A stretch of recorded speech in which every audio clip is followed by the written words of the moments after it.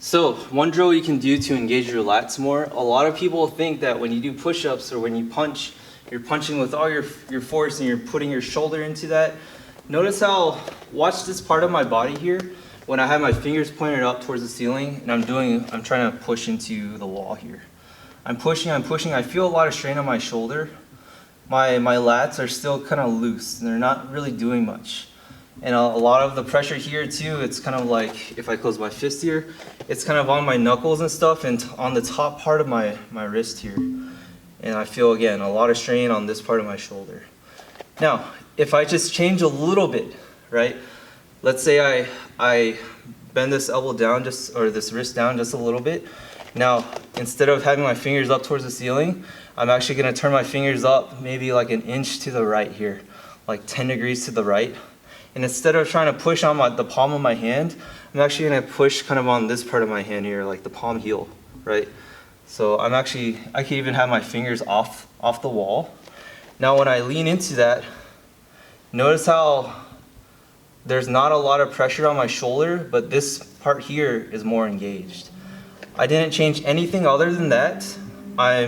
So look, if I just push palm flat and I'm like this part is not engaged as much, it's loose. But once I rotate my palm heel into that, it flares up and my elbow bends a little bit. Now as I push more into it, this part gets even more engaged. And that's how you should be framing against everybody. That's how you should be doing planks. That's how you should be doing push-ups, right? So one thing you can do as you work on the wall and start engaging your lats, if my elbows are flared out like this and my fingers are pushing hard into the wall and I'm doing my push-up, notice how there's no lat engagement whatsoever. And I have a lot of strain on my shoulders like that. But if I just change my fingers just a little bit here, put more emphasis on the palm heel here, and my elbows are actually rotated inward and down, this compared to that. And that kind of changes the dynamic of your push, and you're also able to push more efficiently because you're engaging larger muscle groups, and you're not going to get tired as quick because this forces you to put all your emphasis on your shoulders. And notice how my arms are already shaking trying to do push-ups like this. But once you rotate your elbows inward, get on the palm heel here, my fingers are even floating off of the wall, and I do my push-ups this way, there's no strain. It's all in my lats, in my back muscles here.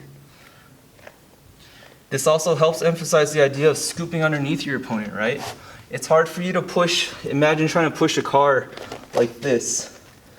There's no push. The weakest link, which is my wrist right now, takes the brunt force of the push. But once I try to get underneath it here and I try to push that car, everything changes from here to here. That's going to allow me to push into a larger opponent. It's going to allow me to really frame against an attack as well.